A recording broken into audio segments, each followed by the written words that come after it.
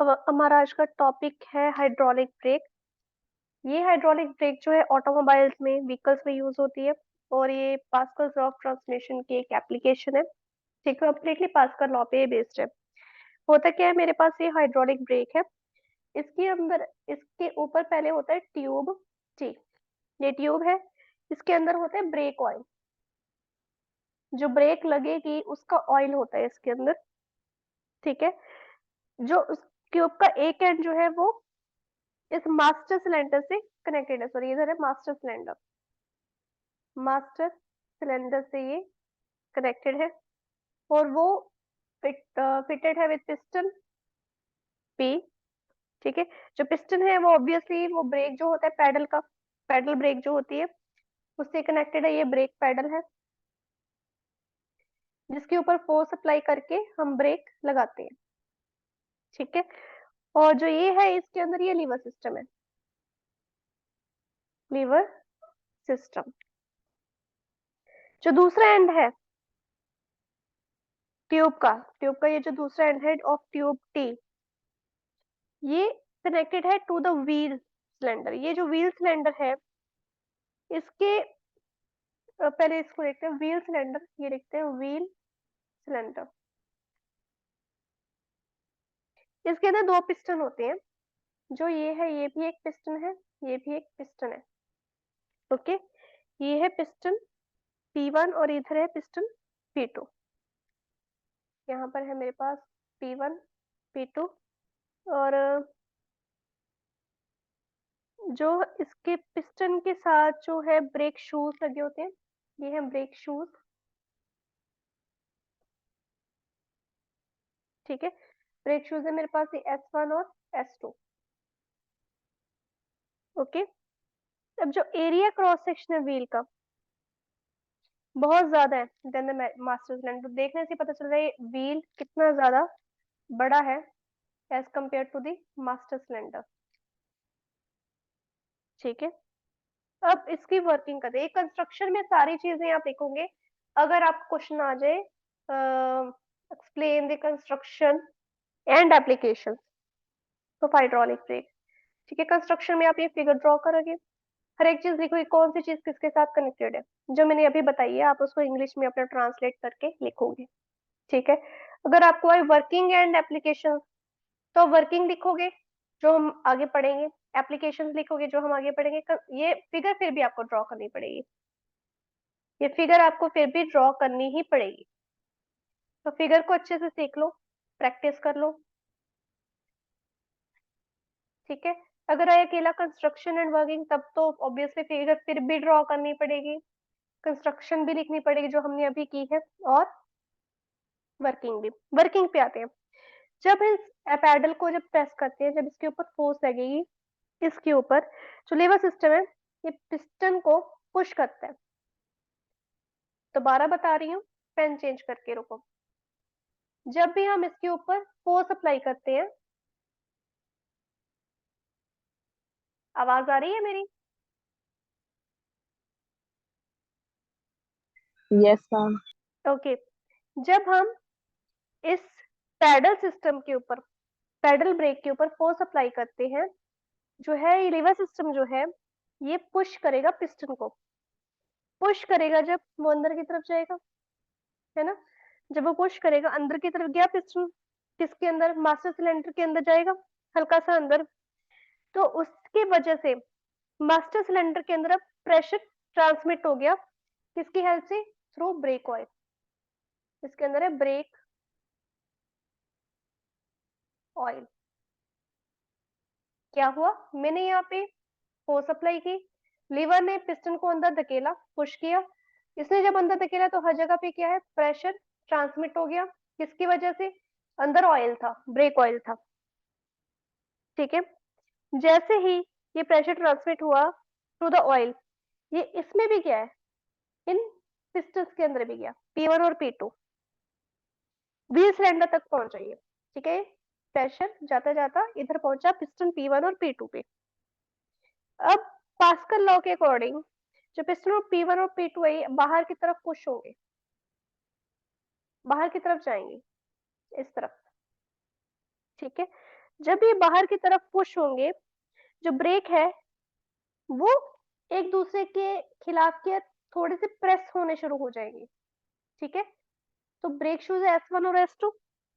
ये जो S1 और S2 ब्रेक शूज है, थोड़े से यू कैन से जो व्हील की इनर रिम है, यहाँ पर जो व्हील की जो इनर रिम है, इसके अगेंस्ट पुश होना शुरू हो जाएगी, प्रेस होना शुरू हो जाएगी, पुश भी नहीं कहेंगे, प्रेस होना शुरू हो जाएंगे, जिसकी वजह से इसके अंदर क्या क्रिएट हुआ है, रिटार्डिंग मोशन। क्या क्रिएट हुआ, रिटार्डिंग मोशन। जब ये रिटार्डिंग मोशन क्रिएट हुआ व्हील में, क्या होगा, जो क्रॉस सेक्शनल एरिया होगा ना व्हील सिलेंडर का, वो बहुत ज्यादा है। हमने क्या किया, एरिया ऑफ व्हील सिलेंडर पहले भी किया था, वो ज्यादा है एरिया ऑफ मास्टर सिलेंडर। ये चीज पता है हमें। ठीक है, तो अगर मैंने यहाँ पर थोड़ी सी भी फोर्स अप्लाई की मास्टर सिलेंडर के अंदर, मतलब कि यहाँ पर मैंने जब थोड़ी सी भी फोर्स अप्लाई की पैडल के ऊपर, तो बहुत ज्यादा लार्ज रिटार्डिंग फोर्स प्रोड्यूस कर देगा व्हील सिलेंडर के अंदर as compare to master cylinder. ठीक है, तो जब मैंने पैडल को खींच लिया, वापस रिलीज कर लिया, जो स्प्रिंग है ये पुल करेगा ब्रेक्स को अपनी तरफ, ये कहेगा इधर आ जाओ वापस, आ जाओ आ जाओ वापस आ जाओ, अपनी तरफ खींचना शुरू कर देगा। जब फोर्स लगी होगी, जब ब्रेक लगी होगी, स्प्रिंग इधर खींचा चला जाएगा, रिलीज हो जाएगा, मतलब अच्छे से थोड़ा सा स्ट्रेच हो जाएगा। ठीक है, जिस कारण, ये तो फिक्स्ड है ना, ब्रेक शूज हमेशा फिक्स्ड होते हैं, ब्रेक शूज ये फिक्स्ड है, जिस कारण इनके ऊपर प्रेशर पड़ेगा और ये बहुत ज्यादा इनके साथ चिपक जाएंगे, बहुत ज्यादा चिपक जाएंगे, और जिसके कारण ब्रेक भी प्रोड्यूस होगी, इसी के कारण ब्रेक को लगेगी, इन ब्रेक शूज के कारण। अगर ये ब्रेक शूज लूज हो गए, या इनके अंदर क्या है, थोड़ी सी स्मूथनेस ज्यादा आने लग गई विद टाइम, तो ये इसको प्रॉपरली क्या है, ब्रेक नहीं अप्लाई होगी। तो कभी कभी होता है, हम कहते हैं ब्रेक खराब है, जब बहुत बहुत ज्यादा प्रेशर से ब्रेक अप्लाई करते हैं तब जाके ब्रेक लगती है, और तब तक कई बार एक्सीडेंट तक का नौबत आ जाती है। तो उसी कारण होता है ब्रेक शूज जो है वो या तो लूज होना शुरू हो जाए, या फिर यहाँ पर खराब होना शुरू हो जाते हैं। तो ब्रेक शूज जब इसके साथ कम्प्लीटली इस वाले पार्ट के साथ, या ये जो वाला जो पार्ट है थोड़ा सा बाहर की तरफ हो जाता है, तो ज्यादा जब ये प्रेस हो जाते हैं तब जाके हमारे पास क्या है, ब्रेक लगती है। ठीक है, तो जब जब ब्रेक लग रही होती है तब स्प्रिंग इस तरफ बाहर की तरफ घूमता है। जब ब्रेक हटा दी, ठीक है, इसके ऊपर से फोर्स अप्लाई करनी हटा दी, तभी, सॉरी, मैं, तभी इसको वापस अंदर की तरफ खींचता है, अपनी रिम को, जो ये जो स्प्रिंग है, अपने अंदर की तरफ पुल करने की कोशिश करता है, away from the brake shoes. और रिम के अंदर थोड़ा सा डिस्टेंस आना फिर से शुरू हो गया, थोड़ा सा गैप होता है, बहुत छोटा सा गैप होता है। जब दोनों पिस्टन होंगे सिलेंडर्स की, वो अपनी नॉर्मल पोजीशन पे आ जाएंगे। ठीक है, ये बाहर की तरफ हो गए थे, अभी वापस अपनी पहले वाली पोजीशन पे आ गया, ये भी अपनी पहले वाली पोजीशन पे आ गया। ठीक है, और जो ऑयल था जो बाहर ऐसे प्रेशर अप्लाई करता था, ये वापस नॉर्मल हो जाता है। ये वर्किंग, दोबारा करते हैं वर्किंग। वर्किंग में हमने क्या किया, हमारे पास आए, हाँ जी, हमने यहाँ पर फोर्स अप्लाई की, हमने क्या किया, यहाँ पर फोर्स अप्लाई की, यानी कि पैडल ब्रेक पे हमने अपना पैर रख दिया। जैसे ही पैर रखा, लीवर सिस्टम ने पिस्टन को अंदर धकेल दिया, लीवर सिस्टम ने जैसे ही अंदर धकेला, ब्रेक ऑयल के अंदर प्रेशर आया, प्रेशर जनरेट हुआ, तो वो ब्रेक ऑयल भागा भागा किसके पास गया, व्हील सिलेंडर के पास। व्हील सिलेंडर का एरिया ज्यादा है मास्टर सिलेंडर से, मास्टर सिलेंडर इतना काम नहीं करेगा जो व्हील सिलेंडर करेगा। अब व्हील सिलेंडर क्या करेगा, इसको थोड़ा सा साफ कर दो, बहुत गंदा कर दिया मैंने। हाँ जी, व्हील सिलेंडर क्या करेगा, अब जैसे ही ब्रेक ऑयल यहाँ तक पहुंचा, यहाँ पे पहुंचा, जो पिस्टन है P1 और P2 थोड़े से बाहर की तरफ होने शुरू हो गए। जैसे ये बाहर की तरफ होने शुरू हुए, तो ये ब्रेक शूज है, रुको, ये जो ब्रेक शूज है,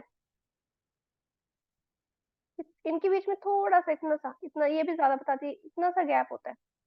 ठीक है, तो जब ये बाहर की तरफ आ गया, तो ये जो ब्रेक शूज S1 और S2, ये एक दूसरे के बहुत ज्यादा क्लोज होके, और यू कैन से ज्यादा ही प्रेस होने लग गई। ठीक है, जैसे हम दो चीजों को ऐसे बिल्कुल अंदर की तरफ घुसेड़ने की कोशिश करते हैं, प्रेशर अप्लाई करके, फोर्स अप्लाई करके, वो चीज होगी।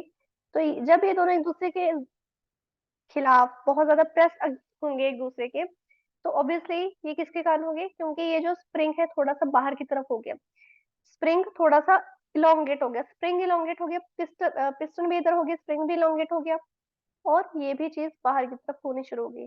ब्रेक शूज के फिक्स्ड है, तो जैसे ही मैंने यहाँ से पैर हटा दिया, रिलीज कर दिया उसको, पैर को, मतलब कि ब्रेक पेडल को नॉर्मल कर दिया, पैडल है सॉरी, पेबल लिखा हुआ है, पैडल को रिलीज कर दिया, तो स्प्रिंग का क्या काम है, वापस आ जाओ भाई, रिम को कहेगा वापस आ जाओ, वापस आ जाओ, पिस्टन दोनों अपनी पोजीशन पे वापस, ये वाला पिस्टन अपनी पोजीशन पे वापस, ब्रेक कोयल अपनी जगह पे वापस, कोई प्रेशर नहीं है, कुछ नहीं है। ठीक है, तो ब्रेक लग किसकी वजह से रही है, ब्रेक शूज की वजह से। ओके, अब एडवांटेजेस क्या है, हाइड्रोलिक ब्रेक क्यों यूज की जाती है। जो मास्टर सिलेंडर है, ये इक्वल रिटार्डिंग फोर्स अर्थ भेजता है ईच व्हील को, यानी कि एक गाड़ी के कितने पहिए पहिए होते हैं, चार तो होती हैं, ट्रक ले लो, ट्रक के तो 8-10 बड़े आराम से होते हैं, बड़े वाला ट्रक ले लो।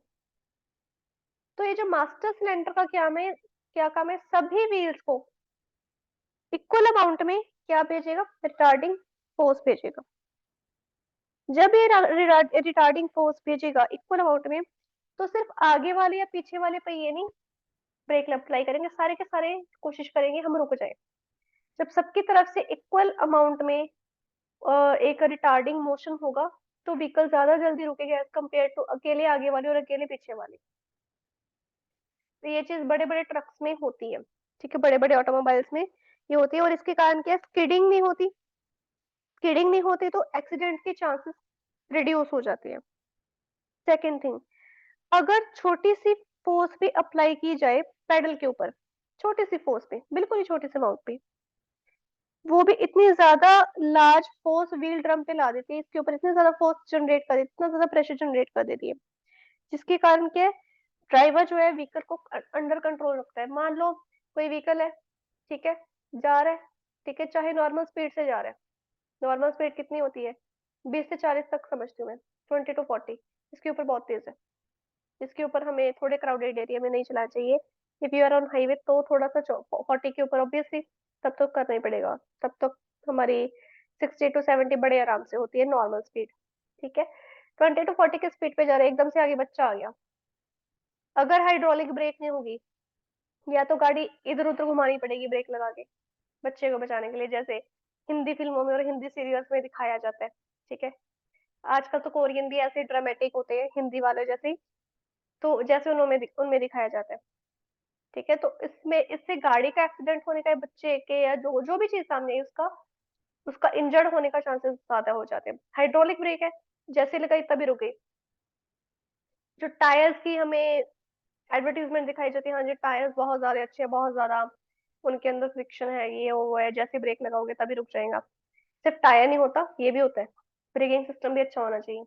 ब्रेकिंग सिस्टम अच्छा होगा, जहाँ पे ब्रेक लगाई वहीं तभी रुक जाएगा, क्यों, सभी व्हील्स रुकेंगे, सभी व्हील्स के ऊपर क्या है, रिटार्डिंग फोर्स लगेगी, सभी व्हील्स के रिटार्डिंग मोशन में आएंगे, आगे बढ़ने की कोशिश ही नहीं करेंगे, वहीं पे रुक जाएंगे, बच्चे की भी जान बची, ड्राइवर भी प्रॉपरली कंट्रोल कर रहा है व्हीकल को। ठीक है, नेक्स्ट टॉपिक करते हैं, pressure exerted by a liquid column.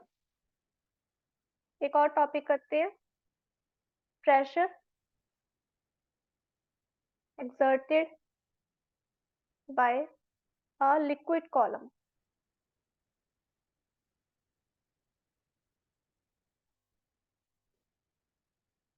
अब इसके अंदर क्या होता है, मान लो मेरे पास एक वेसल है, पहले तो मैडम की ड्राइंग बहुत गंदी है,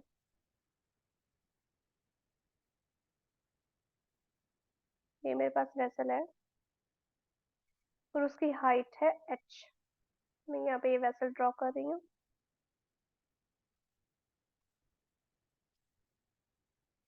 ठीक है, और ये है इसकी हाइट h। ओके, उसका एरिया है a, क्रॉस सेक्शनल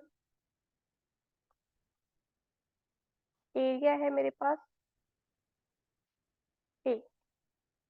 ठीक है, इसके अंदर मैंने लिक्विड भर दिया। इसके अंदर क्या मैंने लिक्विड भरा हुआ है और उसकी डेंसिटी है रो। लिक्विड भरा, उसकी डेंसिटी है रो।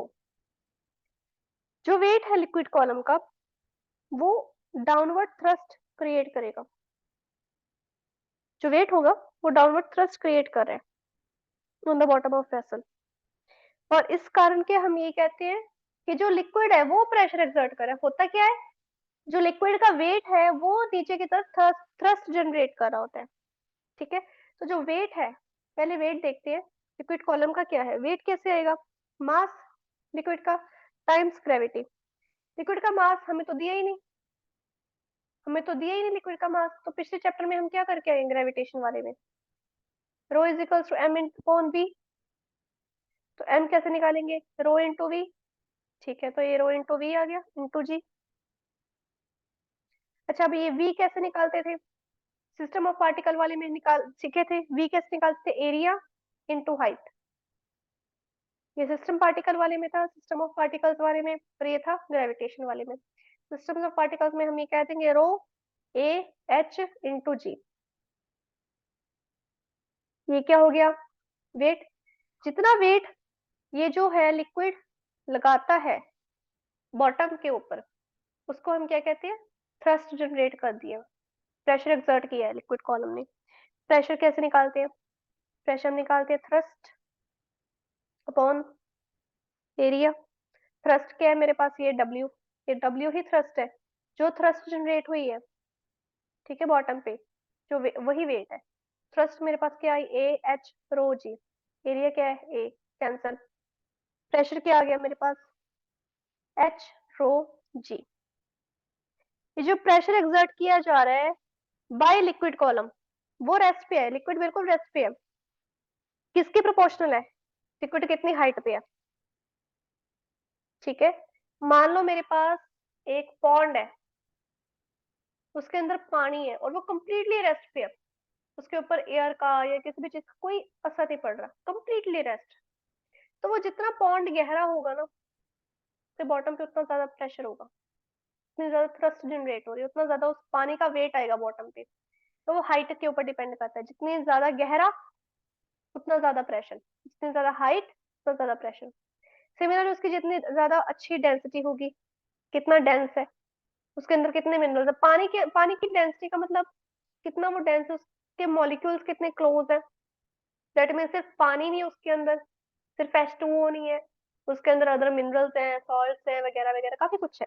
ठीक है, और ग्रेविटी। ठीक है, तो ये तीन चीजों के ऊपर डिपेंड करता है प्रेशर। ठीक है, ग्रेविटी तो लगेगी ही लगेगी, ग्रेविटी तो भूलना ही नहीं है हमने। एक और टॉपिक करते हैं, effect of gravity on fluid pressure. Effect of gravity on fluid pressure. अब इसमें मेरे पास क्या आएगा, मेरे पास अगेन इसमें एक वेसल है, ये वेसल ले ली। ठीक है, इसके अंदर लिक्विड है। ठीक है, सारा इसके अंदर लिक्विड है, रेस्ट पे है वेसल के ऊपर या कंटेनर के अंदर। जो लिक्विड प्रेशर है वो सेम होना चाहिए एट ऑल पॉइंट्स। जितना डेप्थ पे है ना लिक्विड प्रेशर, उतना यहीं पे होना चाहिए, उतना ही यहाँ पे होना चाहिए, उतना ही यहाँ पे होना चाहिए। हमने तो अभी तक यही पढ़ा है, ऐसे होना चाहिए लिक्विड प्रेशर। ठीक है, अगर ऐसा नहीं है तो मैं ये नहीं मानूंगी कि लिक्विड इक्विलिब्रियम में है। फिर हम मानेंगे ही नहीं लिक्विड इक्विलिब्रियम में है, हमने तो अभी पता यही पढ़ा है। अगर लिक्विड इक्विलिब्रियम में है तो सभी जगह पे सेम होगा प्रेशर। ठीक है, अब हम क्या करेंगे, हम अपनी खास शक्तियों का दुरुपयोग करेंगे। वो खास शक्तियां हमारे पास क्या है, इमेजिनेशन। उसका दुरुपयोग कैसे करना है, हमने एक सिलेंडर को इसके अंदर इमेजिन कर लेना है, चाहे घर का एलपीजी वाला कर लो, that is up to you, आपकी इमेजिनेशन है। मैं तो एक ग्लास का सुंदर सा सिलेंडर अज्यूम कर रही हूँ, ठीक है।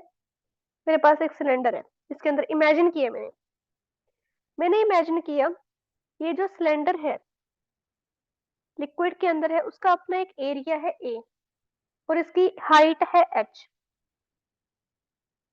देखो इमेजिनेशन में भी हम फिजिक्स लेके आ रहे हैं। मान लो P1 और P2 के लिक्विड प्रेशर है, ये जो फर्स्ट फेस है ऊपर वाला, इसके ऊपर के प्रेशर P1 लग रहा है, और ये सेकंड फेस नीचे वाला फेस, इसके ऊपर प्रेशर P2 लग रहा है। ऑपोजिट डायरेक्शन में लेंगे इसको, प्रेशर को, ठीक है। दोनों के लिक्विड प्रेशर है, टॉप पे और बॉटम पे। जो लिक्विड सिलेंडर है ये क्या है, रेस्ट पे है। पानी भी क्या है, रेस्ट पे है, कहीं पे कुछ नहीं हो रहा।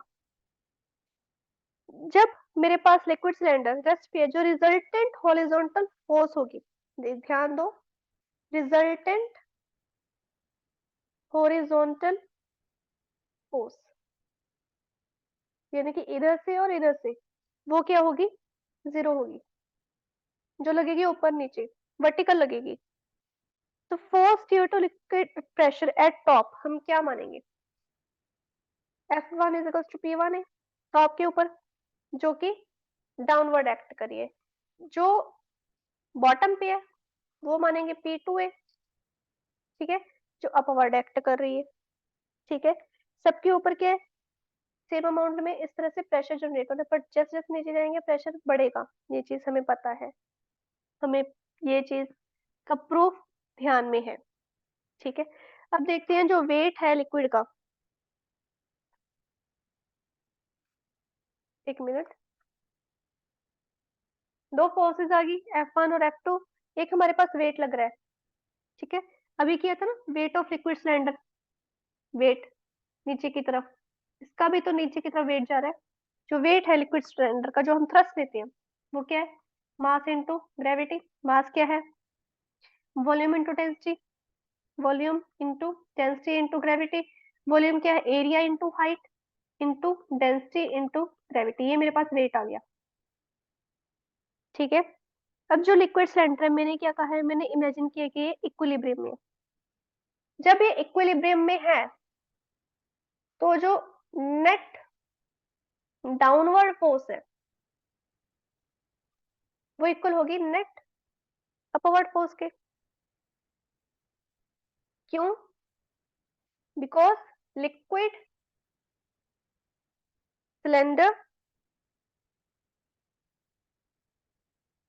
Is in equilibrium. Liquid cylinder किसमें, इक्विलिब्रियम में है।